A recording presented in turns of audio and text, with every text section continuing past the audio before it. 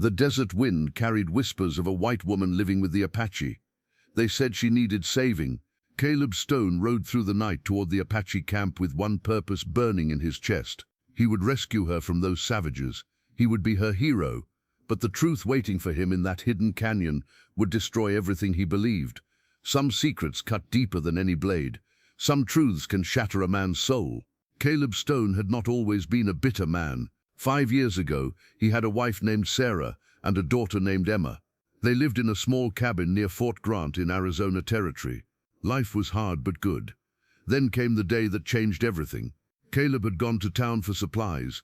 When he returned, he found his cabin burned. Sarah and Emma were dead. The tracks told him it was a raid. From that day forward, Caleb hated all native tribes with a burning rage that never cooled.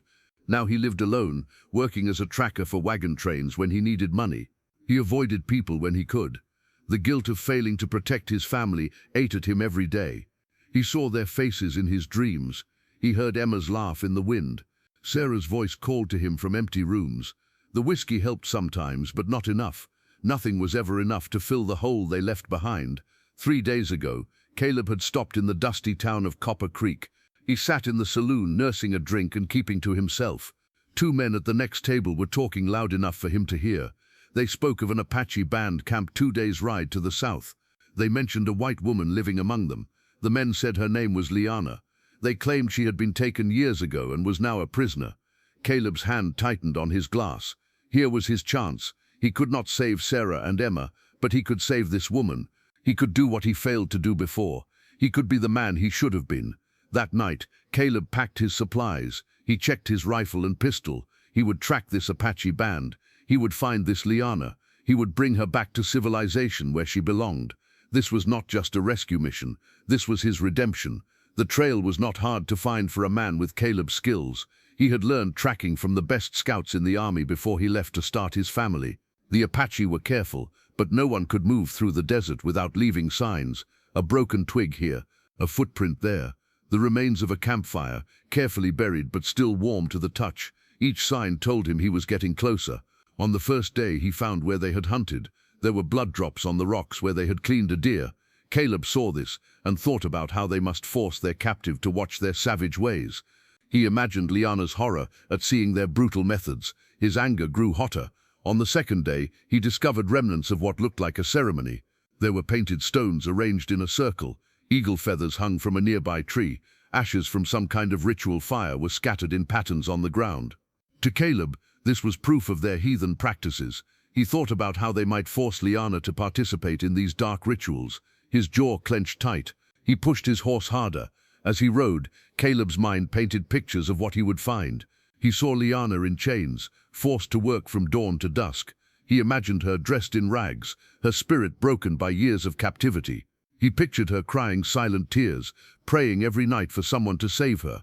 He would be that someone. He would be the hero she had waited for all these years. The land changed as he rode south. Red rocks rose from the earth like ancient bones. Canyons cut deep scars across the desert floor. This was Apache country, harsh and unforgiving, perfect for hiding, perfect for keeping secrets. But Caleb knew this land too.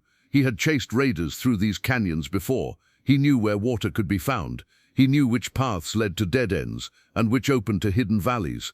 On the third morning, Caleb found fresh tracks leading into a narrow canyon. The entrance was hidden by a cluster of large boulders.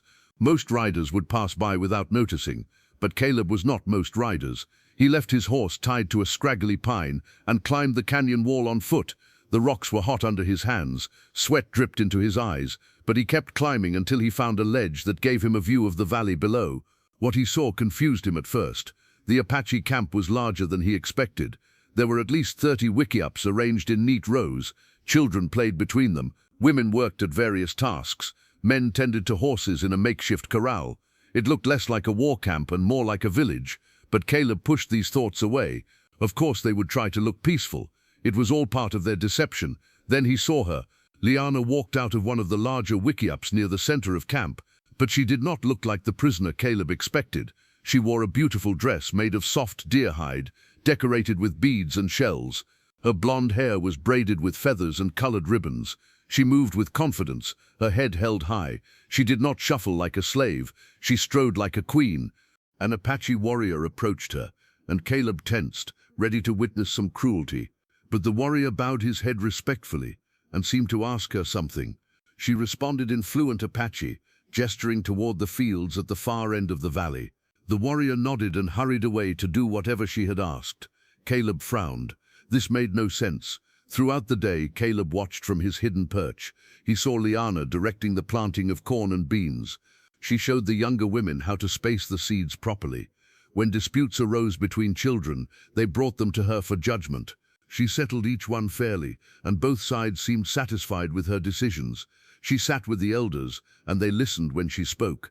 The chief himself, a tall man with gray streaks in his hair, consulted with her before making announcements to the tribe. None of this matched what Caleb expected to see. His mind struggled to make sense of it. Perhaps she had been there so long that she had forgotten who she really was. Maybe they had broken her mind with their savage ways. Or perhaps this was all an elaborate act, and she was playing along to survive. Yes, that had to be it. She was smart, pretending to be one of them while waiting for rescue. She was playing a role to stay alive. As the sun began to set, painting the canyon walls orange and red, Caleb prepared to act. He had seen where Liana's wickiup was located. He had memorized the positions of the guards. He knew which paths led out of the canyon. He would wait until the camp settled for the night. Then he would slip in, grab Liana and escape before anyone noticed. It would be quick and clean. The moon was high when Caleb made his move. He crept down the canyon wall like a shadow.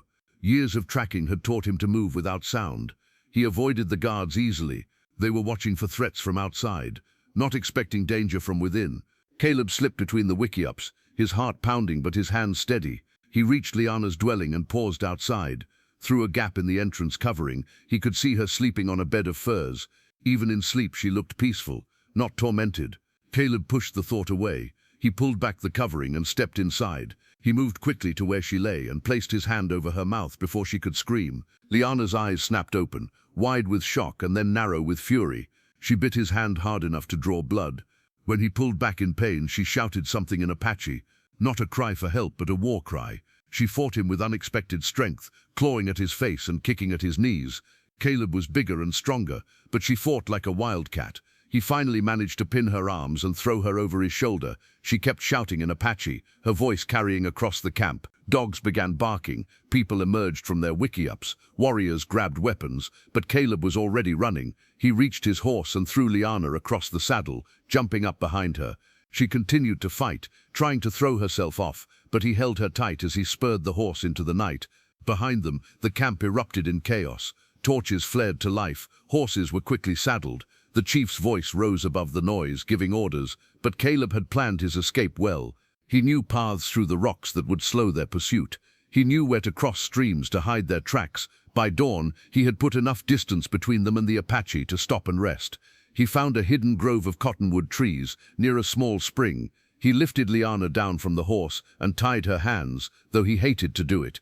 She had stopped fighting, but her eyes still blazed with anger. Caleb gave her water, which she refused at first. He tried to speak gently, to calm her. "You are safe now," he said. "I know you must be confused after so many years with them, but you are free. You are going home." Liana looked at him for a long moment. When she spoke, it was in perfect English, though her voice shook with rage. "You stupid fool, you ignorant, stupid fool. I was already home." Caleb stepped back, shocked by her words and the venom in them. "They brainwashed you," he said. "Made you think you are one of them, but you will remember who you really are once we get you back to civilization." Liana laughed, but it was a bitter sound with no joy in it. "You want to know who I really am? I will tell you. 7 years ago, my family's wagon broke down in the desert. We had no water. My parents died first. Then my little brother. I was dying too when the Apache found me. They could have left me there. Instead, they saved my life. They took me in. They taught me their ways. They became my family. But you are white," Caleb said, as if that explained everything, "and that matters why. The chief's mother was Mexican. His grandfather was Navajo. The tribe has members from many peoples. They judge by character, not skin. Something you clearly cannot understand." She told him more, each word cutting deeper than the last. The chief was her husband. They had been married for 3 years. She was pregnant with their second child. Their first, a son, was only 2 years old. The authority Caleb had seen was real. She helped lead the tribe because they respected her wisdom and fairness. She was not a prisoner. She was a leader, a wife, a mother. You watched us all day, she said. Did I look like a prisoner? Did anyone force me to do anything? Did you see chains? Did you see fear in my eyes? No. You saw what you wanted to see because you cannot imagine an Apache treating a white woman with respect. Caleb felt his world tilting. Everything he believed, everything that had driven him here was crumbling. I was trying to save you, he said weakly.